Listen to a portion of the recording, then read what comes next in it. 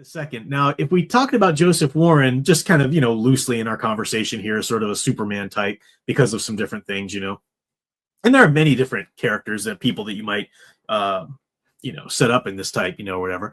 But if you think about a Batman type, man, Francis Marion certainly fits the bill there as well.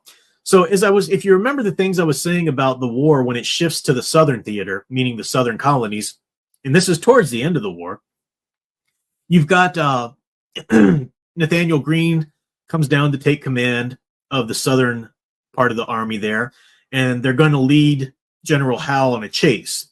They're just going to try and wear him out, basically. They don't have the manpower. They're still waiting for the French to finally freaking arrive with the ships and the troops they promised and whatnot. So they're just going to try to wear General Howe out, lead him through these, different chases, try to thin out his supply lines, and just really run him ragged to the point where his forces are no good. And we talked about Daniel Morgan as being a big part of that, really going up against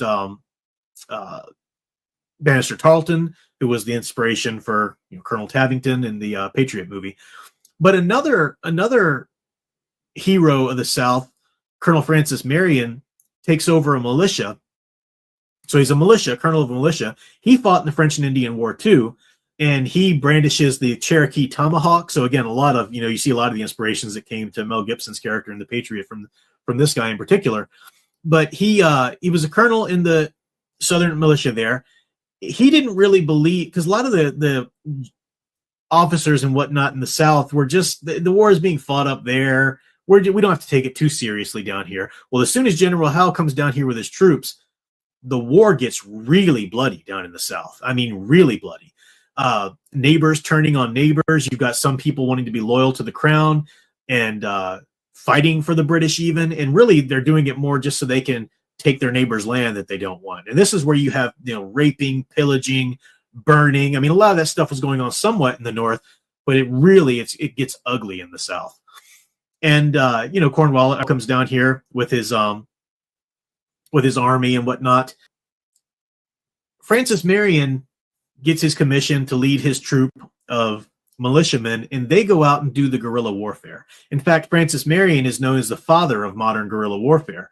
He's the one that's taking out his militia and doing exactly what Mel Gibson's character is doing in The Patriot, going and hitting the British camps at night.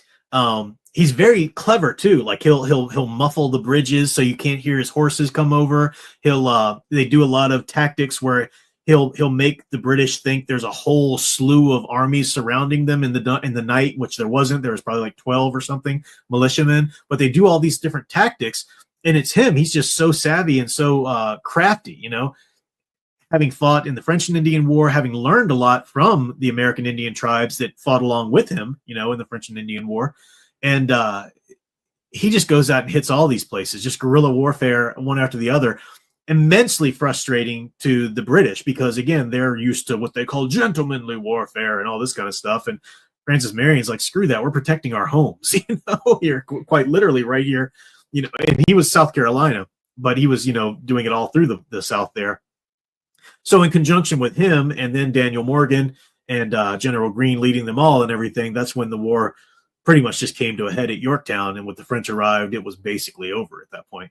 But if you want to, I'm just kind of going short shrift on Francis Marion here a little bit because I'm getting up to my hour mark and I'm still feeling my energy start to lag. But he really was just kind of like a Batman of the South in the French and in the Revolutionary War. Really cool character, and it was really mainly those two characters, Francis Marion and Daniel Morgan, that contributed to the idea of Mel Gibson's character. And maybe you can pick out another one here too. But those were two of the main characters. And so it was kind of cool to realize that that's actually, historical figures that were actually doing these things. It makes for a great movie, but there was actually historical figures doing those tasks, which was pretty great.